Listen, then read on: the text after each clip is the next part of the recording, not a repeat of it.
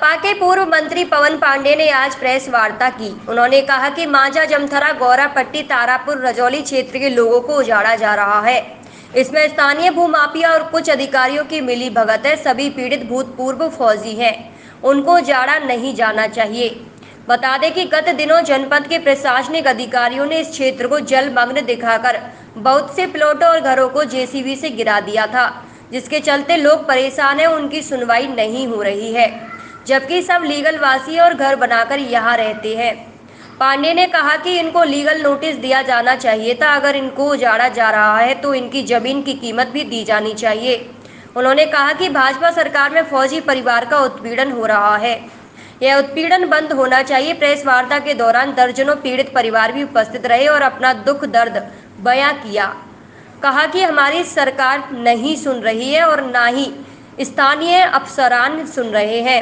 अधिकारी भी बेलगाम है। सभी पीड़ितों के अधिकारी नहीं सुन रहे हैं। हमें सरकार व प्रशासन न्याय दे। तारापुर रजौली गौरापट्टी रतिया 3-4 दिन पूर्व योगी सरकार के अधिकारियों द्वारा बुलडोजर चलाकर कई मकानों को, कई बाउंड्रियों को गिरा दिया गया, ध्वस्त कर दिया गया। मुझे इस बात को कहते हुए बहुत पीड़ा है, दुख है। जरा शांत रहिए। तो कहते हुए बहुत पीड़ा भी है, दुख भी है, और मैं खेद भी व्यक्त कर रहा हूं कि 70% प्लाट और जमीन उन लोगों के हैं जो इस देश की सेवा करते हैं, जो सैनिक हैं। एक एक पाई, एक एक पैसा जोड़कर जिन्होंने जमीन, प्लाट और मकान बनाया, और उनके प्लाट पर, मकान पर बुलडोजर चलाने का काम योगी आदित्यनाथ की सरकार के अधिकारियों ने किया। मैं सिर्फ ये कहना चाहता हूं कि जिन भूमाफियाओं और अधिकारियों के गठजोड़ से ये काम हुआ है, योगी सरकार को उन पर कार्रवाई करनी चाहिए। वहां पर बंधा बना हुआ है, दसियों साल से ना वहां बाढ़ आया है, ना पानी आया है। सैकड़ों लोगों के वहां पर मकान बने हुए हैं, सैकड़ों लोग के वहां पर मकान बने हुए हैं। 2-2, 3-3 मंजिला लाखों रुपए के मकान बने हैं।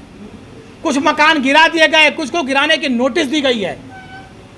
आप बताइए, अगर वो गलत थे तो जमीन की दाखिल खारिज कैसे हुई, जमीन की रजिस्ट्री कैसे हुई, जमीन बेची कैसे गई? अगर वो बाढ़ क्षेत्र था तो बाढ़ क्षेत्र में जमीन कैसे बेची गई, उसकी रजिस्ट्री कैसे हुई, इसका जिम्मेदार कौन है? पहले तो हम मांग करेंगे, सारे सब बाढ़ क्षेत्र है ही नहीं वहाँ।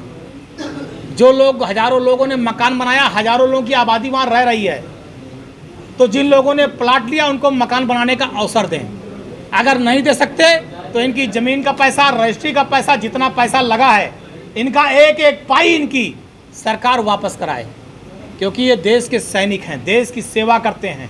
इन्हीं के दिन रात जब ये सेना में खड़े होते हैं बॉर्डर पर, तो हम यहाँ खुली हवा में सांस लेते हैं और आराम से सोते हैं। तो मैं भारतीय जनता पार्टी से कहूँगा, उत्तर प्रदेश के मुख्यमंत्री जी से कहूँगा कि आपकी पार्टी सबसे ज़्यादा देशभक्ति का ढिढोरा पीटती है, तो कम से कम सैनिकों का सम्मान करिए, सैनिकों का अपमान ना होने पाए। इनका जमीन का इनको हक दिलाइए, इनको मकान बनाने का अवसर दीजिए।